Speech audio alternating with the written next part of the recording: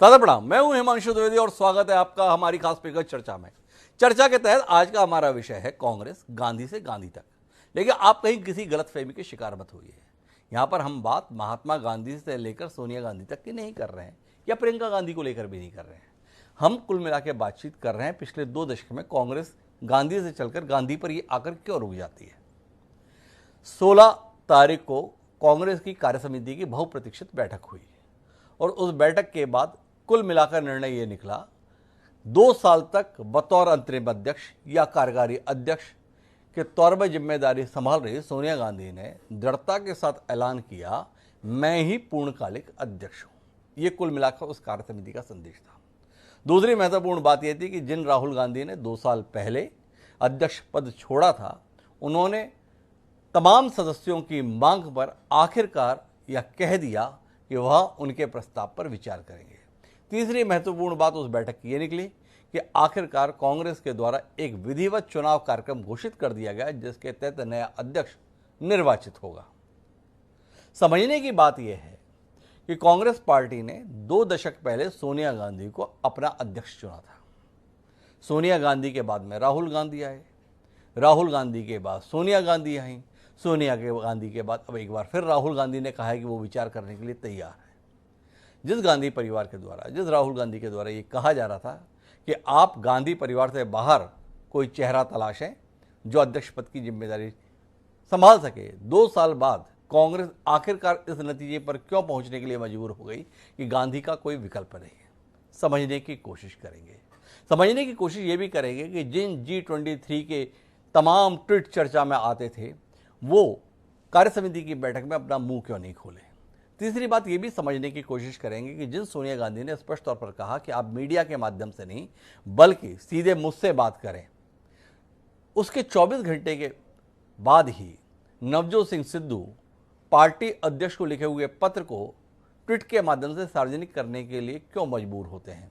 क्या सोनिया गांधी का यह ऐलान कि वही पूर्णकालिक अध्यक्ष हैं नवजोत सिंह सिद्धू जैसे नेताओं के ऊपर कोई असर नहीं डालता है। समझने की कोशिश ये भी करेंगे कि देश का मुख्य विपक्षी दल, देश का सबसे पुराना राजनीतिक दल, क्या सोनिया गांधी के नेतृत्व में उस भूमिका को निभा पाएगा जिसकी अपेक्षा देश भी कर रहा है और देश की अन्य तमाम विपक्षी पार्टियां कर रही हैं। क्या विपक्ष को नेतृत्व दे पाने में सोनिया गांधी और कांग्रेस सफल हो पाएंगी। इसी आलोक में आज हम पूरी बातचीत करेंगे। 4 खास मेहमान हमारे साथ इस चर्चा का हिस्सा बनने के लिए मौजूद हैं, जो देश की राजनीति के संदर्भ में एक गंभीर विमर्श के लिए हमारा माध्यम बनेंगे। लेकिन इस सिलसिले को शुरू करें उससे पहले समय है आज के विचार सूत्र का। हमारा आज का विचार सूत्र यह कहता है कि if you do want you will always done, you will get what you are always gotten. अर्थात यदि आप वही करते हैं जो आप हमेशा से करते आए हैं तो आपको वही मिलेगा जो हमेशा से मिलता आया है। टोनी रॉबिन्स ने ये जो विचार सूत्र दिया था, क्या कांग्रेस के नीति निर्माताओं के जहन में ये विचार सूत्र कोई असर नहीं डालता। इसी को ध्यान में रखते हुए हम अपनी चर्चा को आगे बढ़ाते हैं और इस चर्चा का हिस्सा बनने के लिए हमारे साथ 4 खास मेहमान जुड़ चुके हैं। हमारे साथ में गुरदीप सप्पल जी हैं, राष्ट्रीय प्रवक्ता हैं ऑल इंडिया कांग्रेस कमेटी के, वह हमारे साथ हैं। हमारे साथ शिवरतन शर्मा जी हैं, प्रदेश उपाध्यक्ष हैं छत्तीसगढ़ भाजपा के और साथ ही वरिष्ठ विधायकों में शुमार है, वह भी हमारे साथ हैं। हमारे साथ विपक्ष का एक गंभीर चेहरा आज इस चर्चा का हिस्सा बना है, वह बादल सरोज के रूप में है। कम्युनिस्ट पार्टी के वरिष्ठ नेता हैं और नेता से भी कहीं ज़्यादा हम विचारक के तौर पर उनकी उपस्थिति को मान्य करते हैं। और साथ ही स्पष्ट शब्दों में संजीदा बात कहने के लिए ख्यात हम सबके वरिष्ठ श्रवण गर्ग जी भी हमारे साथ है, देश के जाने माने पत्रकार। आप चारों का स्वागत है और चर्चा की शुरुआत गुरदीप सप्पल जी से करते हैं और उन्हीं से समझने की कोशिश करते हैं गांधी से गांधी तक की यात्रा। 16 तारीख को आपकी कार्यसमिति की जो बैठक के निष्कर्ष निकले वो सार्वजनिक हुए, पर जो आपके द्वारा नहीं कहा गया उसको बोलने की कोशिश आज संबित पात्रा के द्वारा हुई। संबित पात्रा ने बताया कि आपने बाकी तो जो गांधी के संदर्भ में किया ही किया, पटेल साहब के साथ में ठीक नहीं किया, बहुत दुर्गति किया आपने, उनका अपमान किया और ऐसा अपमान करना आपकी फितरत में है, ऐसा देश के सबसे बड़े राजनीतिक दल के राष्ट्रीय प्रवक्ता के द्वारा आज देश को बताया गया है। तो दोनों विषयों पर आपका नजरिया गुरदीप सप्पल जी जानना है कि कार्यसमिति की बैठक क्या संदेश पार्टी कार्यकर्ताओं को, देश को दे पाई, आपके माध्यम से सुने।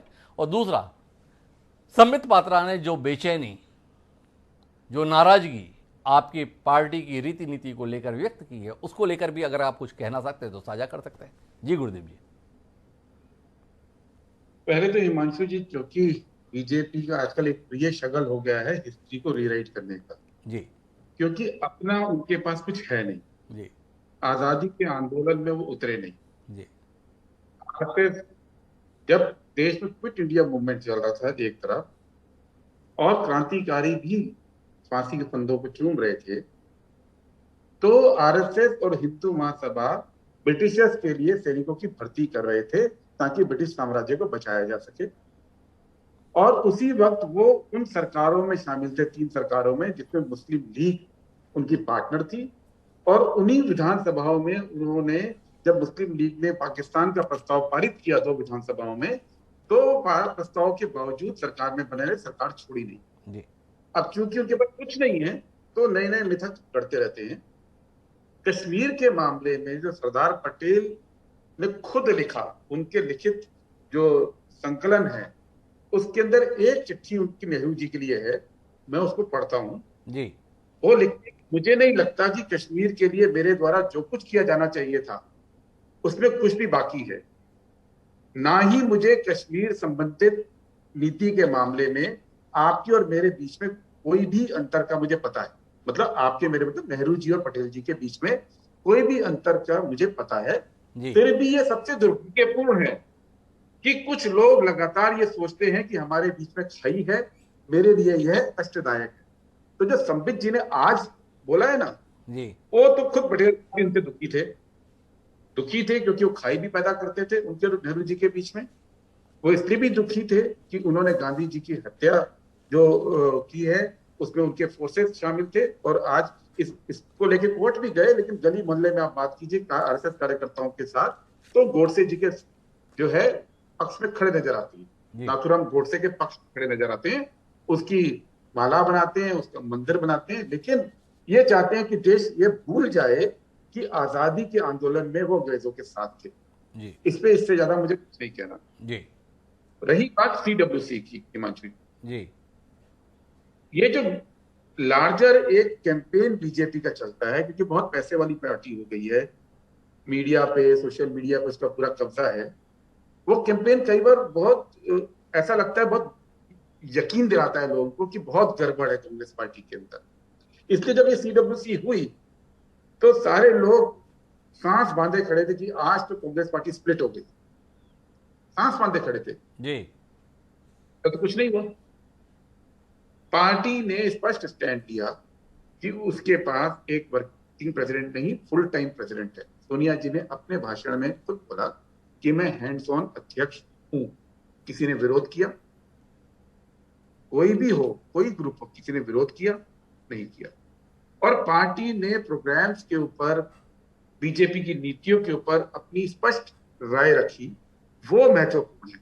चर्चा ये नहीं है कि स्प्लिट नहीं हुआ, चर्चा ये महत्वपूर्ण है कि पिछले कुछ सालों में केवल कांग्रेस पार्टी, और केवल कांग्रेस पार्टी के नेता, जिसपे राहुल गांधी सबसे अग्रणी हैं, जी। वो ही बिना डरे, बिना झुके बीजेपी की जो देश विरोधी नीतियां और जन विरोधी नीतियां हैं उसके खिलाफ लगातार बोल रहे हैं। और चूंकि वो बोलते हैं, इसलिए उनको टारगेट करते हैं बीजेपी वाले। तो जी। कोई बात नहीं, राजनीति में तो होता है, कांग्रेस पार्टी इतनी लड़ाई लड़ेगी और जी। लड़ाई को जीतेगी। यही कांग्रेस पार्टी का। और जो दूसरी बात एक थी जो आपने बोला, कांग्रेस पार्टी के अंदर चुनाव की घोषणा हो गई है। जी। ब्लॉक लेवल से लेके अध्यक्ष सेंटर तक चुनाव होगा। जिसको लड़ना है उस पर कोई बंदिश तो है नहीं। जी। ये कोई बीजेपी तो नहीं कि आरएसएस ने अध्यक्ष का नाम तय कर दिया और उसके खिलाफ कोई नहीं बोलेगा। जी।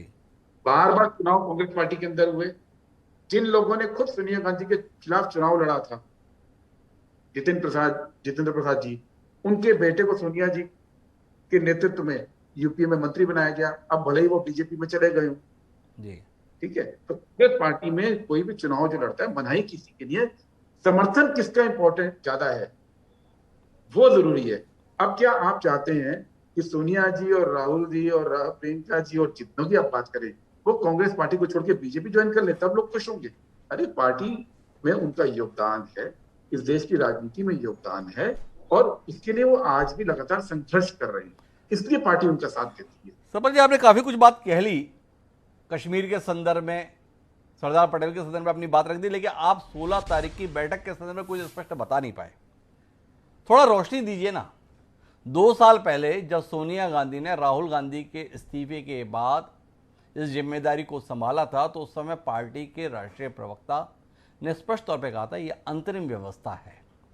ये अंतरिम व्यवस्था को 2 साल बाद कहने की मजबूरी क्या आन पड़ी, उन्हें कहना पड़ा कि मैं पूर्णकालिक अध्यक्ष हूं।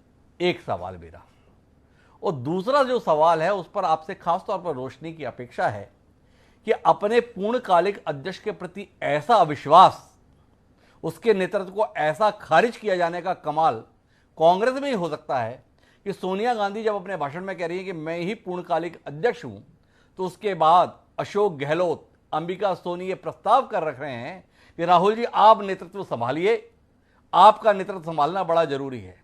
आपसे जानने में दिलचस्पी है गुरदीप सप्पल जी कि जब सोनिया गांधी ने बोला मैं पूर्णकालिक अध्यक्ष हूं, तो पार्टी के जिम्मेदार नेताओं को सोनिया गांधी का नेतृत्व क्यों खारिज करना पड़ा और राहुल जी से आग्रह करना पड़ा कि नहीं नहीं सोनिया जी हैं वो तो ठीक है, लेकिन संभालिए आप। थोड़ा इस पर दृष्टि आपसे मिले, बड़ा जरूरी है। ये सिर्फ शब्दों का खेल है जो आपने खेला है अभी। जी क्यों, मैं बताता हूं। जी सोनिया जी भाषण के कुछ अंश तो आप तक पहुंच गए जी लेकिन जो महत्वपूर्ण एक अंश था वो नहीं पहुंचा शायद। जी उनका जो भाषण मीडिया को रिलीज किया गया उसमें उन्होंने स्पष्ट बोला, जब ये अंतरिम अध्यक्ष बनाई गई थी उस वक्त कांग्रेस वर्किंग कमेटी की बैठक हुई थी।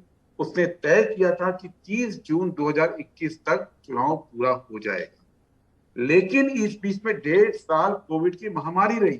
जी अब आप अगर ये कहते हैं कि जिस महामारी के अंदर जनरल इलेक्शंस को टालने की बात होती रही, जिस महामारी के अंदर देश ने इतना कुछ झेला, उस महामारी के अंदर कांग्रेस पार्टी अपने चुनाव कराने में सक्षम होती और प्रक्रिया पूरी कर लेती। ये तो थोड़ी नाइंसाफी है कांग्रेस के साथ। अब जैसे ही चीजें स्थिर हुई हैं, तो नए कार्यक्रम की घोषणा कर दी गई है। इसमें कहां गलत? उस कोविड के पीरियड में हमको ये भी याद रखना चाहिए कि केवल कांग्रेस पार्टी उन अग्रणी पार्टियों में, और 2-4 पार्टियों का विपक्ष में मैं नाम ले सकता हूं, जिन्होंने जनता के बीच में जाकर कोविड राहत में ध्यान दिया। आप उसको ध्यान दीजिए। मोदी जी माफी के साथ रोकता हूं मैं आपको, कोविड के कारण से आप चुनाव नहीं करा पाए, तो इसके चलते आपको यह अधिकार हो गया कि आप अपने आप को अंतरिम अध्यक्ष के स्थान पर पूर्णकालिक अध्यक्ष घोषित कर दें। यह सहूलियत मिलती है इस देश के अंतर्गत और इस देश के राजनीतिक दलों के अंतर्गत। आपने स्वयं बताया उन्होंने अंतरिम अध्यक्ष घोषित किया था, हम चुनाव करा नहीं पाए, तो आप चुनाव नहीं करा पाए, इसलिए सोनिया गांधी को यह अधिकार हो गया कि वो अपने आप को पूर्णकालिक अध्यक्ष घोषित करें। थोड़ा सा रोशनी दे। कोविड हुआ और चुनाव संभव नहीं था, तो सोनिया जी को अपना पद छोड़ के घर बैठ जाना चाहिए था और पार्टी को जो है ऊपर वाले के हाल पे छोड़ देना चाहिए था, या हैंड्स ऑन काम करना चाहिए था जो उन्होंने कहा कि मैंने किया।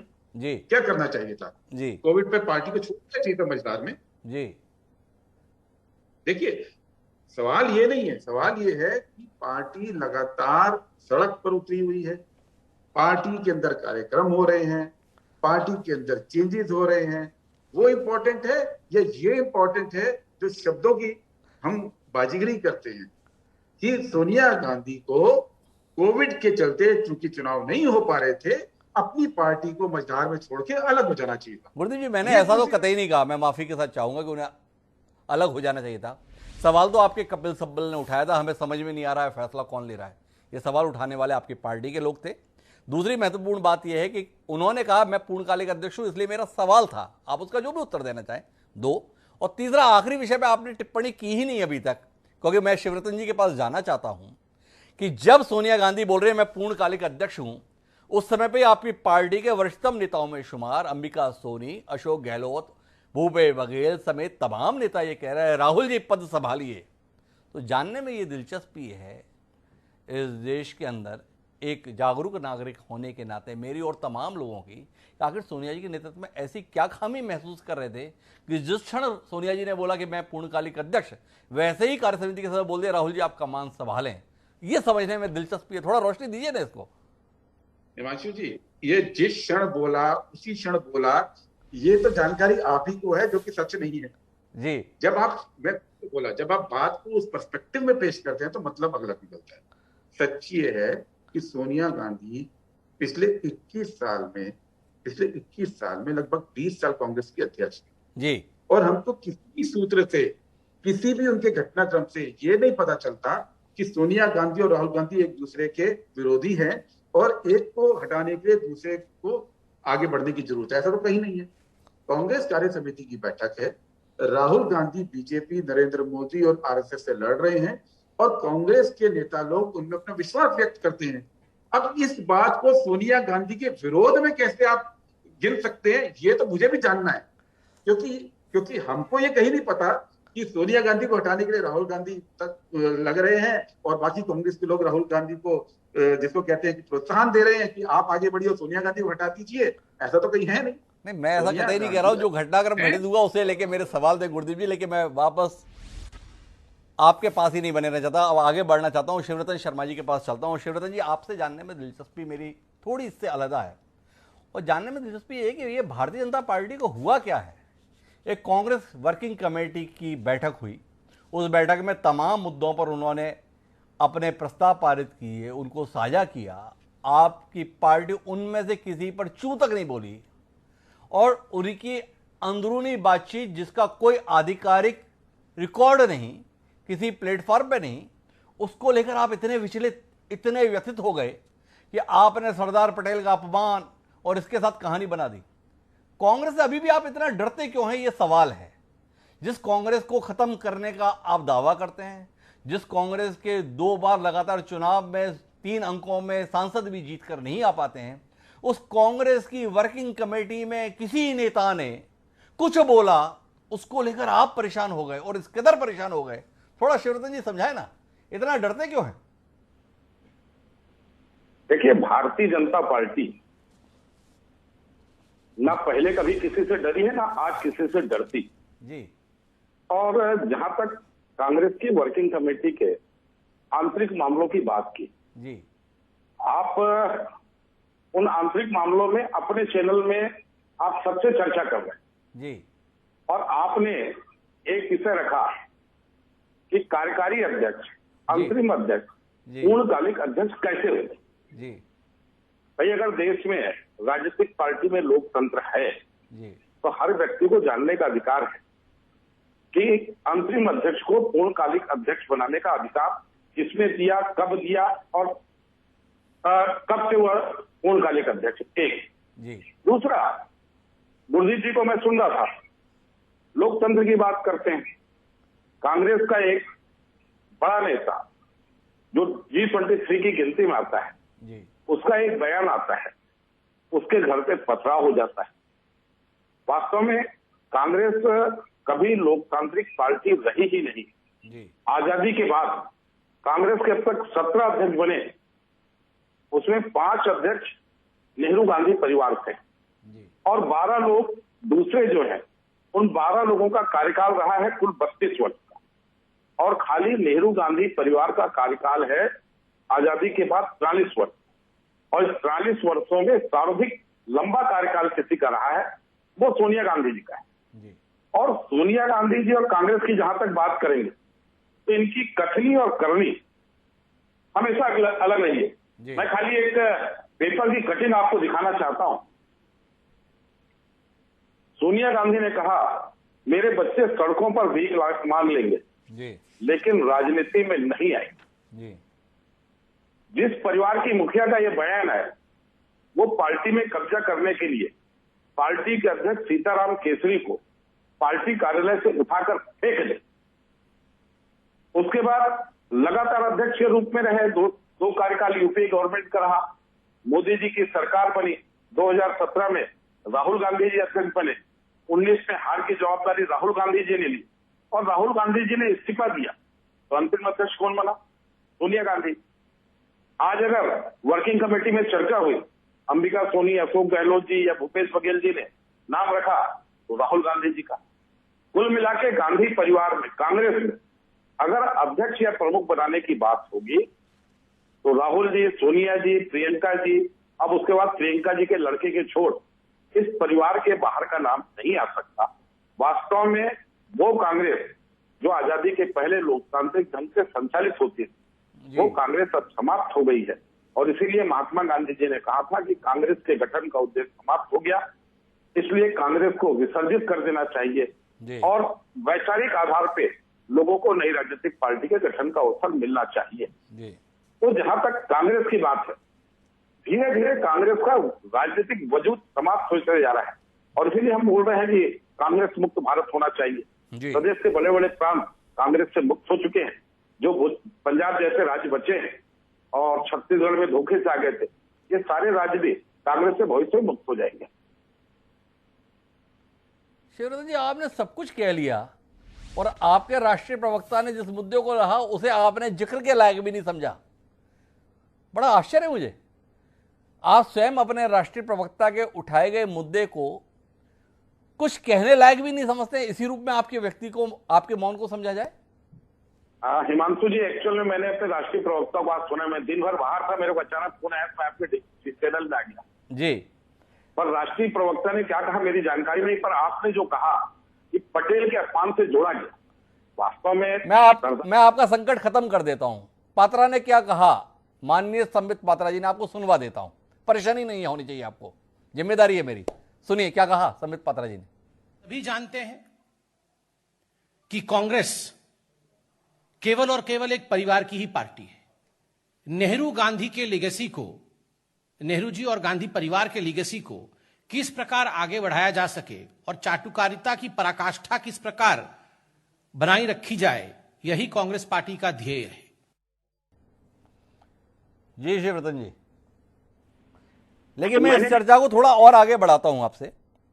आपने बड़ी आसानी से बताया कि देखिए, आज़ादी के बाद इतने साल हुए, इतने सालों में 34 साल गांधी नेहरू परिवार ही अध्यक्ष रहा, 43 साल दूसरे रहे। लेकिन गुरदीप सप्पल जी बता रहे थे कि यहाँ पर चुनाव हुए, हम गवाह हैं उन चुनावों के, कैसे राजेश पायलट चुनाव लड़ रहे थे, गवाह हैं उस बात के कि कैसे जितेंद्र प्रसाद चुनाव लड़ रहे थे। ये जो भारतीय जनता पार्टी का इतिहास है आपका गौरवशाली, 1980 में आपकी पार्टी गठित हुई और 1980 से लेकर आज 2021 तक सम्माननीय शिवरतन शर्मा जी, भारतीय जनता पार्टी के वरिष्ठतम नेता, हमसे कृपया साझा करें कि आपने राष्ट्रीय अध्यक्ष पर कब चुनाव करा दिया, किनके बीच करा दिया, जिसके आधार पर एक भरोसा देश को आ पाए कि लोकतंत्र अगर है तो केवल आपकी पार्टी में है और कांग्रेस में तो लोकतंत्र का कोई विषय ही नहीं है। बस इतनी जानकारी साझा करने की विनम्र अपेक्षा शिवरतन जी आपसे आज हो गई। हिमांशु जी, भारतीय जनता पार्टी में लोकतंत्र है और इसका सबसे बड़ा उदाहरण यह है कि हमारे यहाँ जो संगठन के चुनाव होते हैं, मतदान केंद्र के बाद मंडल, मंडल के बाद जिला, जिले के बाद प्रदेश और प्रदेश के बाद राष्ट्रीय अध्यक्ष का चुनाव होता है। हमारी प्रक्रिया नीचे से ऊपर की ओर जाती है और इसका सबसे बड़ा उदाहरण यह है कि 80 के बाद भारतीय जनता पार्टी के 14 राष्ट्रीय अध्यक्ष बन चुके हैं। 98-99 में सोनिया गांधी जी अध्यक्ष बनी थी और 98-99 से 2017 तक सोनिया गांधी जी लगातार अध्यक्ष रही। बाद में 2 साल माननीय राहुल जी अध्यक्ष रहे और अंतिम जी, बहुत विनम्रता से आपसे सवाल किया, चुनाव कोई एक उदाहरण है कि ये नेताओं के बीच में राष्ट्रीय अध्यक्ष का चुनाव हुआ और ये निर्वाचित हुए? बस इतना सा सवाल है। मतदान हो ये आवश्यक नहीं है, हमारे यहाँ समन्वय स्थापित करके चुनाव की प्रक्रिया पूर्ण की जाती है। कई प्रांतों में प्रदेश अध्यक्ष के चुनाव में मतदान। गुरदीप सप्पल जी हस्तक्षेप करने जा रहे हैं। गुरदीप जी, इसमें आपकी टिप्पणी बनती है। उन्होंने कहा कि एक राय करके हम करते हैं। जी गुरदीप जी, मध्य प्रदेश में कैलाश जोशी के बीच चुनाव हुआ, मध्य प्रदेश में कैलाश जोशी और लखीराम जी अग्रवाल के बीच चुनाव हुआ। शिवरतन जी, राष्ट्रीय स्तर पर बात हो रही थी, आपको प्रदेश को उदाहरण के साथ अपने बात का समर्थन करना पड़ रहा है। अपने आप में तर्क की कमी जाहिर हो रही है। लेकिन गुरदीप जी की बात सुनते हैं, फिर बादल सरोज जी की बात करते हैं। जी गुरदीप जी।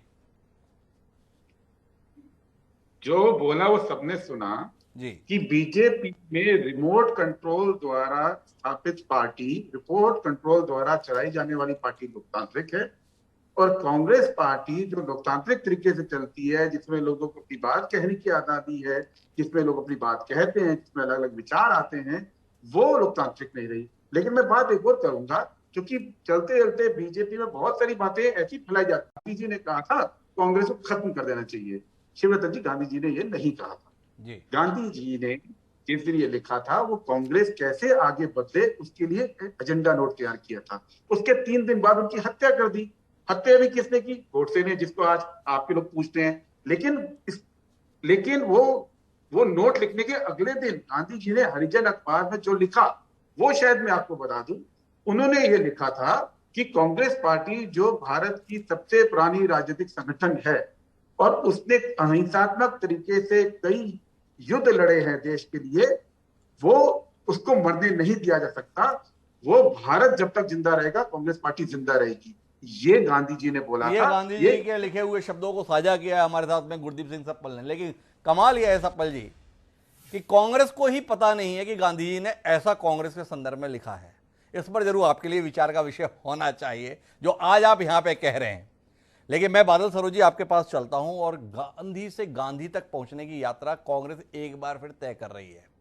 सोनिया गांधी जी ने बता दिया है वो पूर्णकालिक अध्यक्ष हैं और अगला अध्यक्ष कौन होगा ये भी लगभग कार्यसमिति की बातचीत से जाहिर हो गया। आपसे मेरा सवाल इससे इतर है। इतर यह है कि देश में यह बात हो रही है कि एक सशक्त विपक्ष की जरूरत है। कांग्रेस सबसे पुराना राजनीतिक दल है, जिस राह पर चल रहा है उसमें बादल सरोज जैसा संजीदा राजनीतिज्ञ एक सशक्त विपक्ष की उम्मीद देख पा रहा है। कांग्रेस अपने संकटों का, अपने सवालों का जो जवाब खोज रही है, क्या वो जवाब एक मजबूत विपक्ष की जरूरतों को पूरा कर पाने में कामयाब होगा? ये आपसे सवाल है। देखिए, समस्या वही है। मेरी आवाज आ रही है ना? जी बिल्कुल बादल जी। हाँ, समस्या वही है जो अभी आपने गुरदीप सप्पल जी की बात को समअप करते हुए कही थी जी। कांग्रेस ये नहीं जानती कि वो क्या है जी। और ये सबसे बड़ी समस्या है उसके अंदर। कांग्रेस पार्टी 1975 तक, उसके आसपास तक लोकतांत्रिक तरीके से चलने वाली राजनीतिक पार्टी थी। आंतरिक लोकतंत्र था। इंदिरा गांधी को भी चुनाव लड़के जीतना पड़ा था। लेकिन कांग्रेस इंडिकेट और कांग्रेस सिंडिकेट के बनने के बाद से जिस तरीके से व्यक्ति केंद्रित हुई है ये पार्टी, ये इसके पराभव का लक्षण था, पराभव का कारण था।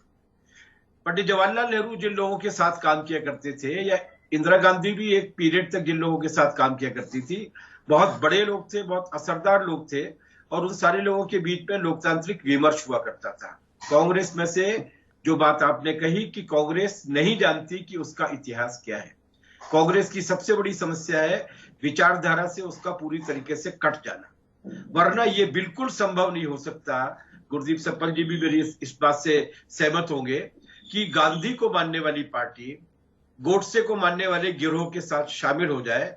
40 साल तक काम करने के बाद आप अगर एक ऐसी राजनीतिक पार्टी में या ऐसी राजनीतिक धारा में पहुंच जाते हैं, इसका मतलब है कि वैचारिक रूप से दिवालियापन बहुत जबरदस्त तरीके से हावी हो चुका है। एक कारण तो ये है। दूसरा, मैं ये विनम्र निवेदन करना चाहता था कि ये संकट केवल कांग्रेस का नहीं है जी।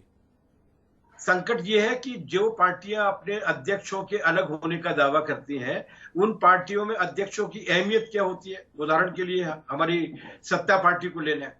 आप थोड़ा सा अध्ययन करेंगे, अगर खोज करेंगे तो आप ये पाएंगे कि जनसंघ के जमाने से लेकर पहले अध्यक्ष थे श्यामा प्रसाद जी मुखर्जी, जिनकी दुर्भाग्यपूर्ण स्थितियों में मृत्यु हो गई।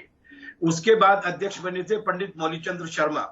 पंडित मौलीचंद्र शर्मा जी से लेके राजनाथ सिंह तक जनसंघ और भारतीय जनता पार्टी के जितने भी अध्यक्ष बने हैं, उनमें से कोई भी अगर अपने अध्यक्षीय जीवन काल के बाद जीवित रहा है तो वो किस अपमानजनक स्थितियों में रहा है, एक भी अपवाद नहीं है, अडवाणी जी और अटल जी सहित। तो एक तरफ ये है, हमारी पार्टियों के अंदर राजनीतिक लोकतंत्र नहीं है। इस देश की सबसे बड़ी दुविधा ये है। अखिलेश यादव जी न हो तो समाजवादी पार्टी नहीं है, ममता बनर्जी नहीं हो तो टीएमसी नहीं है, नरेंद्र मोदी जी नहीं हो तो बीजेपी नहीं है। बीजेपी मतलब आज की जो बीजेपी है वो पूरी तरीके से बदल चुकी है। तो ये मुझे याद आते हैं डॉक्टर अंबेडकर, जिन्होंने 26 नवंबर 1949 को जब संविधान पे दस्तखत हो रहे थे, तब उन्होंने कहा था कि लोकतंत्र के लिए सबसे बड़ी समस्या ये है कि हमने राजनीतिक लोकतंत्र तो कायम कर लिया, लेकिन हमारे यहाँ सामाजिक लोकतंत्र नहीं है। और अगर मुख्य विपक्षी पार्टी उस वक्त जब इस देश को कारगर विपक्ष की सबसे ज्यादा जरूरत है, उस वक्त अगर मुख्य विपक्षी पार्टी अपनी आंतरिक कलह में डूबी रहेगी तो ये देश के लिए बिल्कुल शुभ नहीं है। आखिरी बात मैं ये कहना चाहता था कि सोनिया गांधी जी हो या राहुल गांधी जी हो, अभी फिलहाल जो कांग्रेस पार्टी है वो इस गांधी परिवार के बिना अपनी एकता को बरकरार नहीं रख सकती। ये कड़वा सच है। और उसकी वजह यह है कि वो इतना ज्यादा डिपेंडेंट हो गए हैं, इतना ज्यादा निर्भर हो गए हैं कि अब उन्हें एक नेता चाहिए। लेकिन वही स्थिति आज भारतीय जनता पार्टी के साथ भी दुर्भाग्य से हो गई है कि वो मोदी जी के बिना किसी और तरीके की बात को सोच ही नहीं पा रहे। तो भारतीय लोकतंत्र में ही एक अजीब संकट पैदा हो गया है, जहां व्यक्तियों पर निर्भरता काफी बढ़ गई है। कांग्रेस को इस संकट से उबरना चाहिए। देश इस उम्मीद के साथ देख रहा है कि इस वक्त सारा विपक्ष देश को जिस बुरी स्थिति में ले जाया गया है, जो अकल्पनीय स्थिति है, ऐसी स्थिति से उबरने के लिए कम से कम संविधान में और लोकतांत्रिक अधिकारों में जो वर्णित है उसके लिए एक आवाज उठनी चाहिए। और वो आवाज मुखर तरीके से उठाने में कांग्रेस की एक बड़ी भूमिका हो सकती है। मैं तो भारतीय जनता पार्टी में भी जो लोग समर्थक है इस देश के, उनको भी सोचना चाहिए कि कुछ सवाल तो पार्टी राजनीति के ऊपर होना चाहिए। जैसे मैं यह बोल रहा हूं कि कांग्रेस को अपना आंतरिक लोकतंत्र मजबूत करना चाहिए कि कांग्रेस इस वक्त देश की दूसरे नंबर की सबसे बड़ी पार्टी है, और अगर सामाजिक आधार के आधार पर कहा जाए तो आज भी वो एक नंबर की सबसे बड़ी पार्टी है। तो गेट वेल सून कांग्रेसीज, गेट वेल सून कांग्रेस, ये बादल सरोज जी का संदेश है। पर यह संदेश कुछ असर दे पाएगा, यह सवाल मेरा श्रवण गर्ग जी से है। श्रवण जी, 16 तारीख की बैठक में क्या कोई उम्मीद बतौर पत्रकार आप देख पाए कि हाँ कांग्रेस अब एक नई शुरुआत करने जा रही, या गुरदीप सप्पल जी के इस तरह से आप इत्तिफाक रख लेते हैं कि देखिए क्या कमाल कर दिया, एक अंतरिम अध्यक्ष बिना किसी प्रक्रिया के पूर्णकालिक अध्यक्ष के तौर पर व्यक्त हो गया। गुरदीप जी को ऐतराज है, गुरदीप जी आऊंगा आपके पास, पर श्रवण जी भी तो समझे, अंतरिम अध्यक्ष से पूर्णकालिक अध्यक्ष हो जाना और इसके बावजूद भी राहुल गांधी जी से आग्रह किया जाना, दोनों चीजों पर श्रवण जी की दृष्टि क्या कहती है? हिमांशु जी, दो चीजें हैं जो मैं आपसे शेयर करना चाहता हूं जी। एक तो हम कांग्रेस को भारतीय जनता पार्टी की नजर से देखना चाहते हैं क्या, और बादल सरोज जी की भी नजर से देखना चाहते हैं क्या, कि जिनकी पार्टी में सबसे ज्यादा तानाशाही रही है और जिस तानाशाही के कारण साम्यवादी पूरी तरह समाप्त हो गए हैं। जो कम्युनिस्ट पार्टी केरल में कोड़ी का हस्तक्षेप नहीं कर सकती, विजयन तानाशाह की तरह वहां सरकार को चलाते हैं, और देश के सभी राज्यों से साम्यवादी खत्म हो गए। बंगाल में हमने देखा कि किस तरह से उनका इस चुनाव में सफाया हुआ। तो मैं बादल सरोज जी तो खैर बहुत सम्मानित हैं हम सब लोगों के, और उनकी पीढ़ी के लोग तो अब हैं नहीं। मैं तो जो कम्युनिस्ट पार्टी का वर्तमान नेतृत्व है उसकी बात कर रहा हूं। हम कांग्रेस को भारतीय जनता पार्टी की नजर से देखना चाहते हैं कि कांग्रेस को कांग्रेस की नजर से देखना चाहते हैं। शिवरतन जी ने भारतीय जनता पार्टी के बारे में कहा, एक सवाल है छोटा सा कि भारतीय जनता पार्टी की कांग्रेस में रुचि क्यों होना चाहिए। कांग्रेस में लोकतंत्र है या नहीं, उससे शिवरतन जी को क्या संबंध होना चाहिए और संबित पात्रा का क्या ताल्लुक होना चाहिए। मेरा ऐसा आरोप है कि भारतीय जनता पार्टी कांग्रेस के लोकतंत्र को या कांग्रेस के आंतरिक लोकतंत्र की बात करके अपनी पार्टी में तानाशाही को और ज्यादा मजबूत करने के अवसर प्राप्त कर लेती है। वो कहते हैं कि देखिए कांग्रेस में नहीं है तो आप हमारे यहां कैसे आवाज उठा सकते हैं। G23 के तमाम लोग सोनिया गांधी के साथ CWC में बैठे रहते हैं, पर नरेंद्र मोदी जी के साथ क्या वो तमाम विद्रोही जो उनसे विचार साम्य नहीं रखते हैं वो बैठ सकते हैं क्या?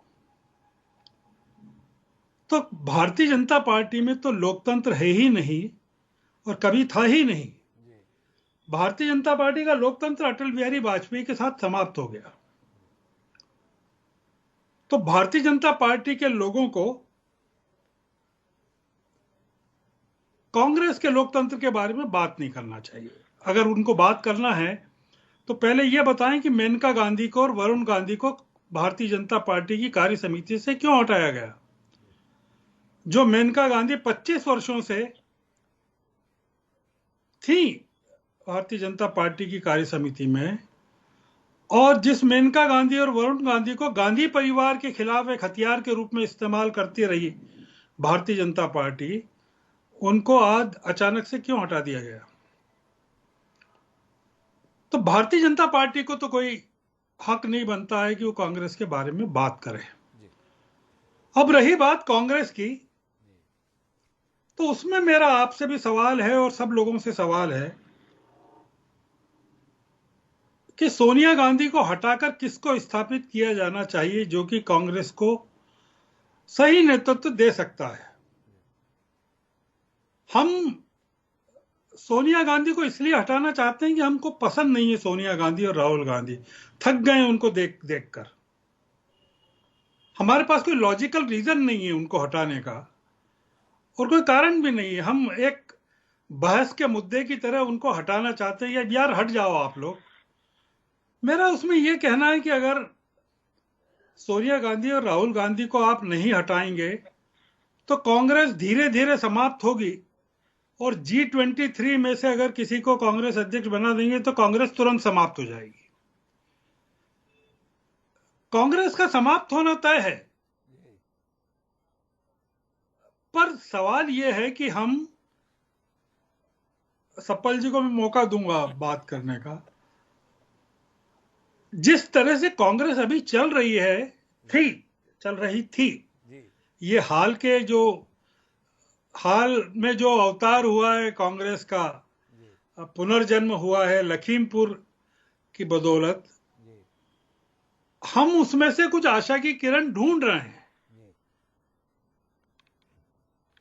और वो आशा की किरण हमको कितना नैतिक साहस प्रदान करेगी वो हमको उत्तर प्रदेश के और अन्य राज्यों के चुनाव से साफ होगा कि कांग्रेस कितना एकोमोडेट करने को तैयार है अपनी पार्टी के लोगों को, नहीं विपक्षी दलों को। क्योंकि कांग्रेस के अंदर तो एकोमोडेट करने वाले कोई बचे ही नहीं है जिनको एकोमोडेट करना है। तो इसलिए आप बताइए कि ये जो G23 के लोग हैं, आप ही ने कहा कि CWC की बैठक में किसी एक की आवाज नहीं निकली, किसी ने ये खड़े होकर भी नहीं पूछा कि सोनिया जी हमारी कपिल सिब्बल के यहां पथराव क्यों हुआ और कार को क्यों तोड़ दिया गया। वो तमाम लोग मौजूद थे जिन्होंने कपिल सिब्बल के हमला करने के बाद बयान दिए थे उस पर। तो कांग्रेस में दिक्कत यह है कि कांग्रेस ने वैकल्पिक नेतृत्व कभी खड़ा नहीं होने दिया, और भारतीय जनता पार्टी अब कभी वैकल्पिक नेतृत्व खड़ा नहीं होने देगी। तो आज की स्थिति में कांग्रेस और बीजेपी में नेतृत्व को लेकर संकट एक जैसा है। मतलब डेमोक्रेटिक डेलीगेशन दोनों पार्टियों में नहीं हो सकता, क्योंकि नरेंद्र मोदी अगर नेतृत्व में वैकल्पिक नेतृत्व को स्थान देंगे तो भारतीय जनता पार्टी खत्म हो जाएगी, और कांग्रेस में अगर सोनिया गांधी वैकल्पिक नेतृत्व को स्थान देंगी तो कांग्रेस खत्म हो जाएगी। आपने काफी विस्तृत समीक्षा की श्रवण जी, लेकिन मेरे पास में एक सवाल आपसे करने के लिए अभी भी बाकी है, वो है राहुल गांधी के संदर्भ में। राहुल गांधी ने जब से पद छोड़ा अध्यक्ष का, तब से लगातार सिलसिला चल रहा है उनके पास ये आग्रह करने का। हर नेता उनसे आग्रह करता है, हर कार्यकर्ता उनसे आग्रह करता है कि आप ही अध्यक्ष बने, आप ही कमान वाले। श्रीरतन जी मैं आ रहा हूं इसके बाद आप ही के पास में। पहली बार राहुल जी ने कहा कि मैं आपकी बात पर विचार करूंगा। अब आपसे मेरा सवाल इस बात को लेकर है कि सोनिया गांधी, जिन्होंने आज से 4 साल पहले अध्यक्ष का पद इसलिए छोड़ा था कि स्वास्थ्यगत कारणों से अब वह अध्यक्ष पद की जिम्मेदारियां निभा पाने में अपने आप को असमर्थ महसूस करती हैं, और ऐसी कोई खबर भी साझा नहीं हुई गुरदीप सप्पल जी समेत तमाम प्रवक्ताओं के द्वारा कि अब सोनिया गांधी का स्वास्थ्य बहुत बेहतर है। दूसरी महत्वपूर्ण बात यह है कि आम चुनाव से लेकर तमाम राज्यों के चुनाव में भी बतौर राष्ट्रीय अध्यक्ष किसी आम सभा में भी सोनिया गांधी ने शिरकत की हो, ऐसा कोई उदाहरण आपके और मेरे पास में नहीं है। और मुकाबले में नरेंद्र मोदी अमित शाह जैसी जोड़ी है। तो क्या राहुल गांधी अभी भी इंतजार करेंगे निर्वाचन की प्रक्रिया का और उस प्रक्रिया के तहत अध्यक्ष बनना चाहेंगे, या जब वो कह चुके कि मैं विचार कर रहा हूं तो ऐसे में समय जाया किए बगैर जरूरत थी कि वह बतौर कार्यकारी अध्यक्ष ही काम संभालते? क्या देख रहे हैं श्रवण जी, उस हिच को, उस असमंजस को, उस अपने कदमों को रोकने को? आज अपने आप को विड्रॉ कर लें जी बीमारी के चलते, तो राहुल गांधी को ये तमाम लोग 1 मिनट में समाप्त कर देंगे। ये जो तमाम लोग हैं जो कांग्रेस में बड़ी बड़ी शार्क्स बैठी हुई हैं, जी ये प्रतीक्षा कर रहे हैं कि सोनिया गांधी कब मैदान छोड़ें और कब हम राहुल गांधी को हजम कर जाएं। राहुल गांधी को बनाए रखने के लिए या राहुल गांधी के बने रहने के लिए सोनिया गांधी अपने स्वास्थ्य की कीमत पर भी काम कर रही हैं। ये कांग्रेस के लिए बहुत जरूरी है। बड़े महत्वपूर्ण टिप्पणी की है श्रवणकर जी ने, जिसके लिए मुझे जाना गुरदीप सप्पल जी के पास है, लेकिन शिवरतन जी ने हस्तक्षेप पहले करना चाहता हूं, तो पहले शिवरतन जी का हस्तक्षेप को सुनते हैं, फिर श्रवण जी की टिप्पणी को लेकर गुरदीप सप्पल जी के पास चलते हैं।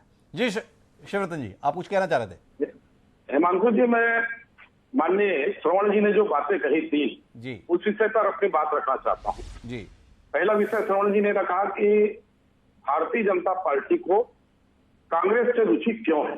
जी जिस राजनीतिक पार्टी ने हमारे देश में 59 से 60 वर्ष स्वयं पार्टी ने या उसके समर्थन की पार्टी ने राज किया, जी उस पार्टी के संगठन की गतिविधियों पर पूरे देश की जनता की निगाहें रहती है, तो भारतीय जनता पार्टी का के कार्यकर्ता का या भारतीय जनता पार्टी के नेताओं का उस संगठन के बारे में जानकारी रखना अनर्थक है। अपने विरोध में जो राजनीतिक पार्टी काम कर रही है उसकी कार्यशैली की जानकारी हर पार्टी को रखनी चाहिए, एक बात। दूसरा, हमने कहा कि मेनका और वरुण को राष्ट्रीय कार्यकारिणी से हटा दिया गया, पार्टी में लोकतंत्र नहीं। भारतीय जनता पार्टी के संविधान में इस बात की व्यवस्था है कि जब भी कोई कार्य समिति गठित होती है तो उस कार्य समिति में कम से कम 25% नए सदस्य शामिल किए जाते हैं। अब 25 सदस्य नए शामिल किए जाते हैं तो निश्चित रूप से कम 25% लोगों को निकाला जाता है। तो उस एक प्रक्रिया के अंतर्गत उनको अगर नहीं रखा गया तो उनको अपमानित किया गया। दलील तो कमाल की दी है शिवरतन जी, कौन बलिहारी ना हो जाए आपकी इस दलील पर। लेकिन माफी के साथ जानना चाहूंगा कि 25% लोगों को बाहर करने की सूची में सुब्रमण्यम स्वामी ही क्यों है? उस सूची में सम्माननीय पूर्व केंद्रीय मंत्री वीरेंद्र सिंह जी ही क्यों हैं? उस सूची में मेनका गांधी ही क्यों हैं? और उस सूची में वरुण गांधी भी क्यों हैं? वो लोग क्यों हैं जिन्होंने कहीं असहमति को सार्वजनिक कर दिया आपकी रीति और नीति के संदर्भ में? शिवरतन जी, आपके लिए ये इस कार्यक्रम में शायद जवाब देने का कारण ना बन पाए, पर बंद कमरे में अपने साथियों के बीच में विचार करने का कारण तो बनेगा ही। लेकिन मैं गुरदीप सप्पल जी के पास चलना चाहता हूं, और गुरदीप जी, 2 बिंदुओं पर आपसे बात करनी और आपका अपना हस्तक्षेप भी सुनना है। पहला बिंदु यह है कि श्रवण जी ने सोनिया गांधी का अध्यक्ष बने रहना इसलिए जरूरी बताया है क्योंकि कांग्रेस में जो शार्क हैं वो राहुल गांधी को कहीं खा ना जाए। राहुल गांधी से एक बड़ा वर्ग उम्मीद कर रहा है कि वो देश को बचाएंगे, और श्रवण जी जैसा मूर्धन्य पत्रकार राहुल जी की चिंता में ये कहने के लिए विवश है कि भाई देश तो जब बचेगा तब बचेगा, राहुल जी बचे इसके लिए सोनिया जी का बने रहना बड़ा जरूरी है। यह आपकी भविष्य की संभावना को लेकर इतना डर, इतनी आशंका श्रवण जी के जहन में है, क्यों है?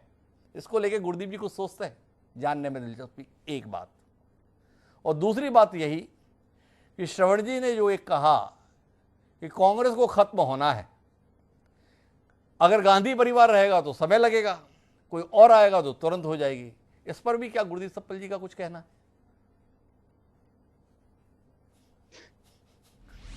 हिमांशु जी, श्रवण जी बहुत सीनियर पत्रकार हैं और पत्रकारों की अपनी राय होती है, जरूरी नहीं कि वो सही हो। जैसे तमाम सीनियर पत्रकारों की ये आम राय थी और लगभग आम सहमति थी कि जो 16 तारीख को कांग्रेस कार्य समिति की बैठक हुई है उसमें बहुत बड़ा हंगामा होगा, पार्टी टूट तक सकती है। कुछ नहीं हुआ। तो कई बार जो राय होती है सीनियर पत्रकारों की सुननी चाहिए, लेकिन जरूरी नहीं कि वो सच हो। दूसरी बात, श्रवण जी ने कहा कि खत्म होगी और साथ ही उन्होंने पुनर्जन्म की बात की। जी। अपनी बात नहीं। और पुनर्जन्म कांग्रेस का मैं शब्द यूज नहीं करूंगा, लेकिन कांग्रेस की जरूरत क्यों है आज? इसलिए नहीं है कि किसी राहुल गांधी को अध्यक्ष बनना है, इसलिए नहीं है कि सोनिया गांधी को अध्यक्ष बने रहना है, इसलिए नहीं है कि कुछ सत्ता में आना है।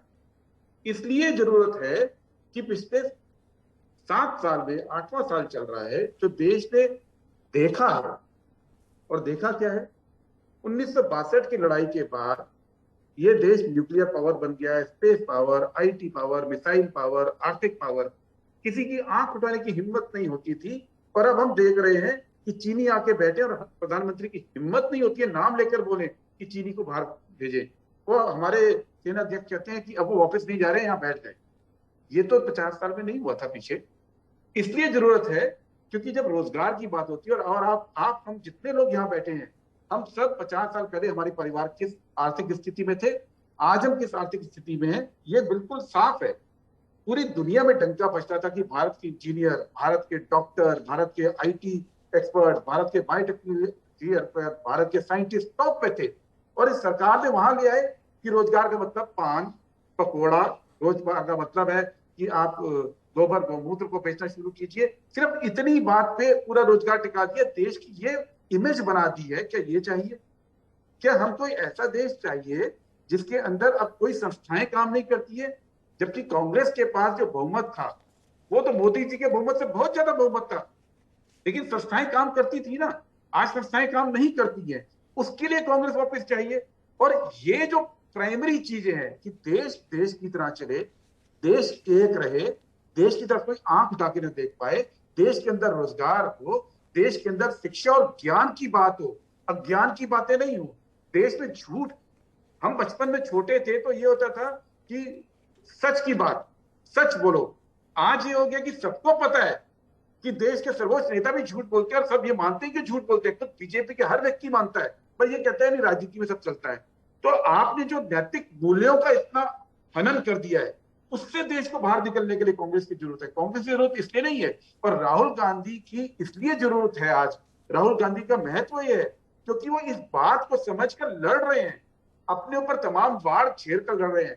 और पिछले कुछ सालों के अंदर जो कांग्रेस पार्टी नए रूप से निखर के आ रही है, उसमें तमाम वो लोग आ रहे हैं जो विरासत लिए नहीं थे, जो जमीन से उठ के आए हैं। माफी के साथ बीच में रोकता हूं क्योंकि आपने काफी विस्तार से कह लिया। ये जितनी बातें बोल रहे हैं, ये आज से 3 साल पहले भी कांग्रेस के प्रवक्ता, कांग्रेस के तमाम नेता और उस समय के तत्कालीन राष्ट्रीय अध्यक्ष राहुल गांधी बोला करते थे। इतने सारे मुद्दे उठाने, इतना लड़ने के बाद भी जब जनता के बीच समर्थन की बात आई तो आप मुकाबले में खड़े भी दिखाई नहीं दिए।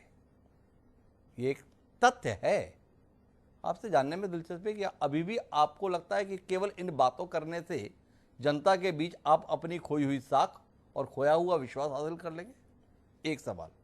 दूसरा सवाल जो पिछली बार भी मैंने जिक्र किया था, आपने उसे अनुत्तरित छोड़ दिया, वापस दोहराता हूं। सोनिया गांधी जी ने इतनी दमदारी से बोला कि मैं पूर्णकालिक अध्यक्ष, बात करनी है मीडिया के माध्यम से नहीं, मुझसे कीजिए। इसके बावजूद आपके ही प्रिय, आपके ही चुने हुए नवोदित प्रदेश अध्यक्ष पंजाब कांग्रेस कमेटी नवजोत सिंह सिद्धू बाकायदा पत्र लिखते हैं और उस पत्र को ट्विटर पर डालकर ये बताने की कोशिश करते हैं कि वो क्या कर रहे हैं अपनी पार्टी और अपनी ही सरकार के साथ। इससे जनता का विश्वास जीतेंगे आप?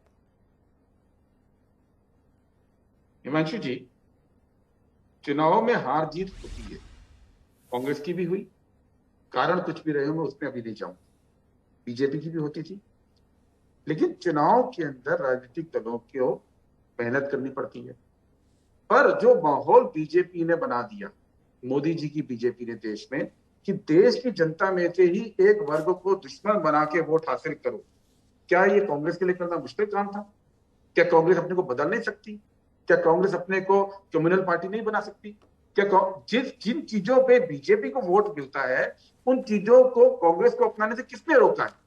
नहीं रोका। इसलिए कांग्रेस नहीं होती है कि कांग्रेस विचारधारा के आधार पे अडिग रह के अपने ऊपर वार झेलते हुए लड़ाई लड़ रही है।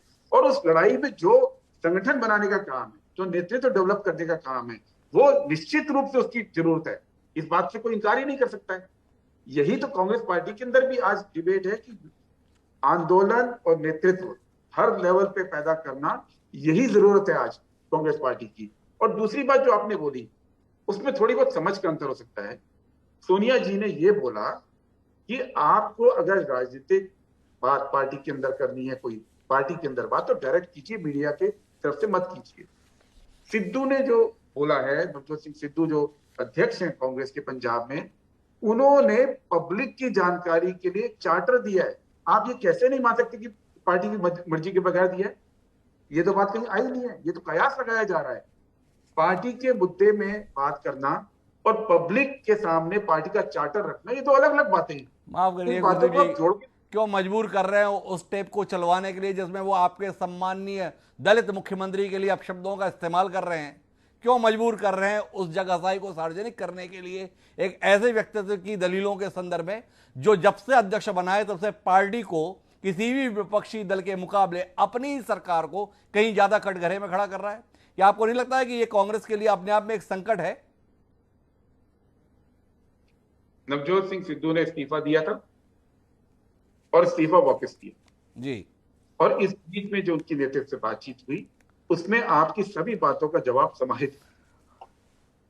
उनके सारी बातों का जवाब समाहित है। अगले सवालों के लिए इंतजार कर लेंगे, कोई जल्दबाजी हमें है नहीं। लेकिन मैं बादल सरोज जी आपके पास में वापस लौट के आता हूं और आपसे जानना चाहता हूं क्या आप अपनी जिम्मेदारी इसी के साथ पूरी कर लेना क्यों चाहते हैं कि गेट वेल सून कांग्रेस? आपने कांग्रेस पे डिबेट की है तो मैं कांग्रेस पे बोल रहा हूं। नहीं, मेरा जानना यह है कि क्या केवल इतनी कामना से ही कांग्रेस स्वस्थ हो जाएगी, कांग्रेस मजबूत हो जाएगी, या कांग्रेस को करना क्या चाहिए? इसके संदर्भ में भी आपका कोई तजुर्बा ऐसा है वर्तमान दौर के अंतर्गत जिसको आप साझा करना चाहें?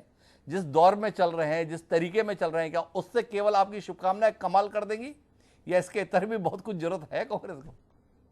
मुझे लगता है कि कांग्रेस पार्टी को 3 काम करने की आवश्यकता है जी। पहला काम तो उन्हें ये करना होगा कि उन्हें, जैसा कि गुरदीप सप्पल जी ने कहा है जी, मैं उसे मान लेता हूं, हालांकि मेरा मानना यह है कि कांग्रेस ने भी इस इशू पे फ्लर्ट किया बीच बीच में कई बार, चाहे वो जम्मू का मामला रहा हो, चाहे वो 1984 का पंजाब का दुर्भाग्यपूर्ण मामला रहा हो, लेकिन बाई एंड लार्ज कांग्रेस ने कम्युनल पॉलिसीज का इस्तेमाल नहीं किया। जी, चाहे वो शाहवानों का मामला हो, ऐसे 4-5 अपवाद अगर छोड़ दिए जाए तो मुझे लगता है कांग्रेस को उस बेसिक आइडियोलॉजी के बारे में अपनी लीडरशिप और रैंक एंड फाइल्स को एजुकेट करना चाहिए। एक बहुत जबरदस्त अभियान चलाना चाहिए ताकि वो कांग्रेस में है तो कांग्रेस की तरीके से रहे।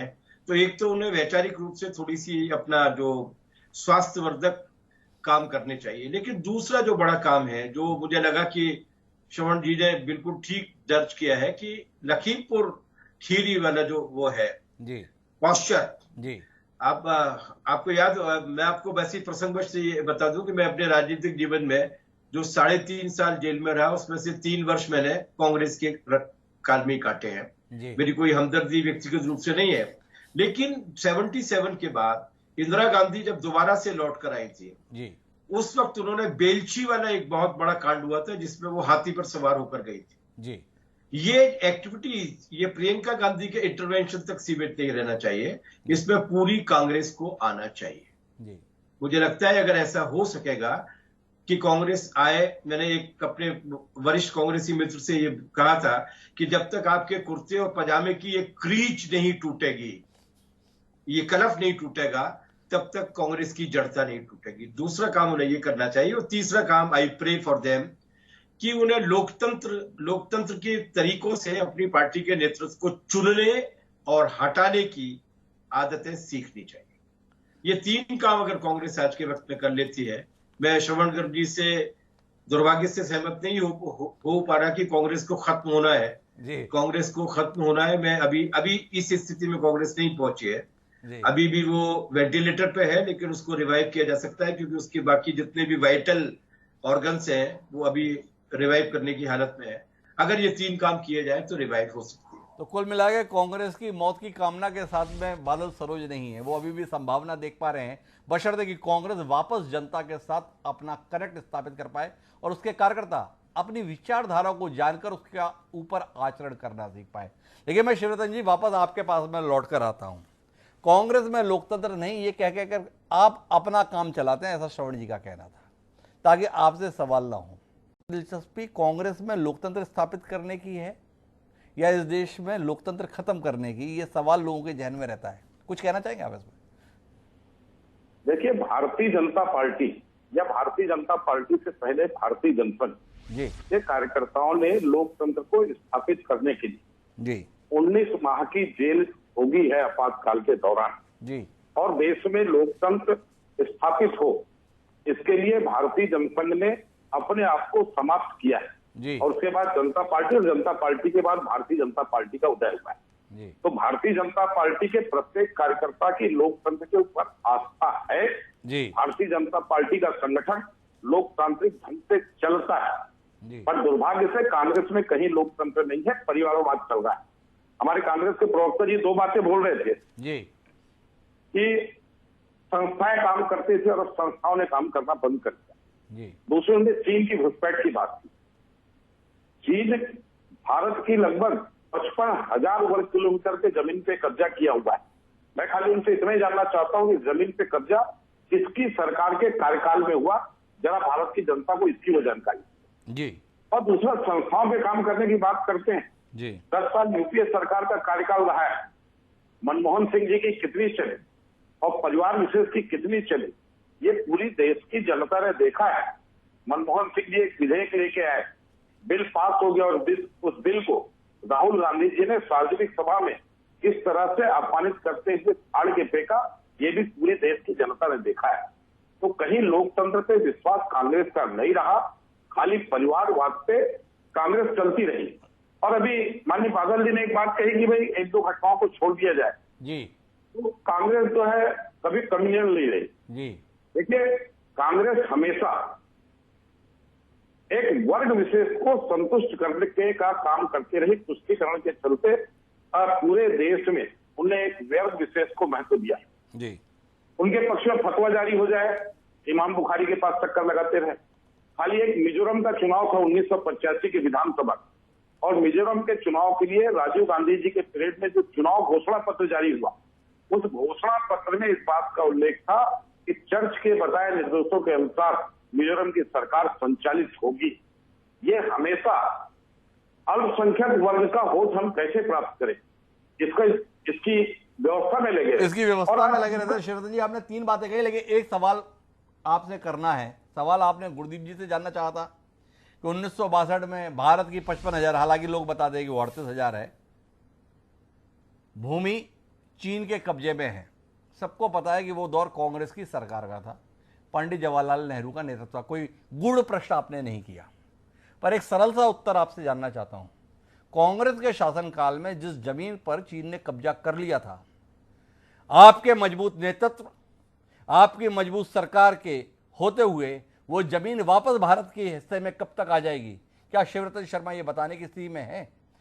अतीत की गलतियों को आप वर्तमान या भविष्य में कब तक सुधार देंगे? इस विषय में कुछ कह सकते हैं शिवरतन शर्मा जी? बिल्कुल, अतीत की गलतियों को सुधारने के लिए सबसे पहले देश को शक्ति संपन्न बनना पड़ेगा, और नरेंद्र मोदी की सरकार में 7 सालों के अंदर हम सभी दृष्टिकोण से शक्तिशाली बन तो रहे हैं। शिवरतन जी, मेरा आपसे सवाल है, माननीय नरेंद्र मोदी जी ने बतौर प्रधानमंत्री अपना कार्यकाल 2024 तक के लिए तय किया था। 75 साल की आयु सीमा भी उन्होंने घोषित कर रखी थी।